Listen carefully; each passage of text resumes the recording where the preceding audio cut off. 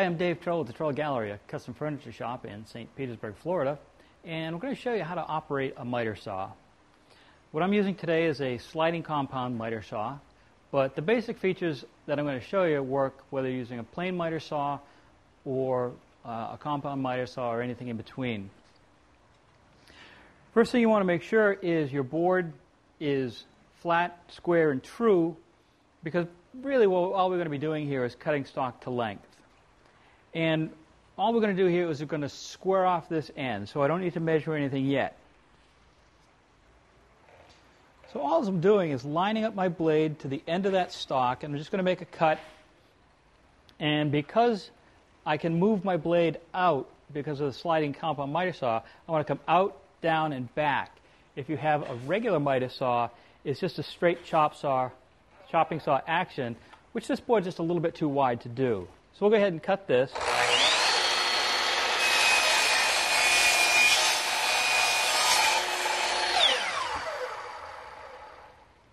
And even though there's a blade break and the blade guard's down,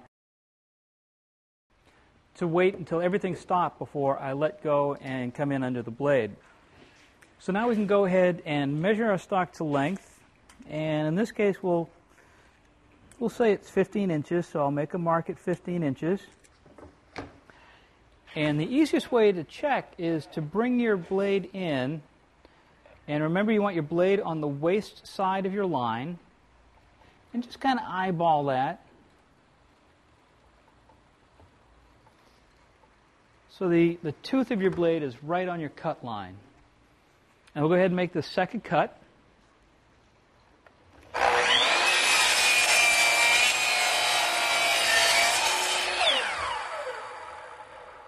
Right here, there's just a hair of that pencil line left. So that's right on where I want it to cut.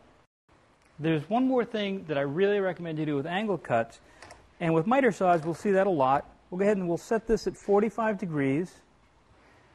And again, if we were cutting something a particular length, we'd go ahead and mark that out. But we're just cutting, I'm just going to show you how to make a cut like that. And one of the things you want to keep in mind is when you're making angle cuts like this, as you're making your cut, whether it's a slider or a straight chop saw, your stock is going to want to get pulled in towards the blade. And I don't care how strong you are, you can't hold that from creeping. You're not going to get that on a straight cut, but you start doing angle cuts and you're going to get that creeping. So if your saw came with a hold-down device, and most of them will these days, go ahead and lock that down nice and snug. And then we'll go ahead and we'll make this cut.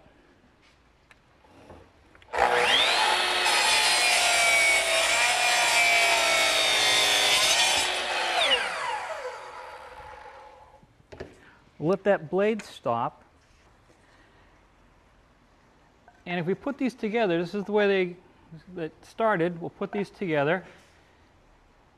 And we have a nice, tight joint because we clamped it in place. If we didn't, we would see some light on one end because that board's going to want to creep just a little. And there's no way you're going to be able to pull that tight. But by clamping it in while you cut it, you get a nice, clean miter cut. Simple enough. That's how to operate a miter saw. I'm Dave Trell with the Trell Gallery, the fine art of furniture making.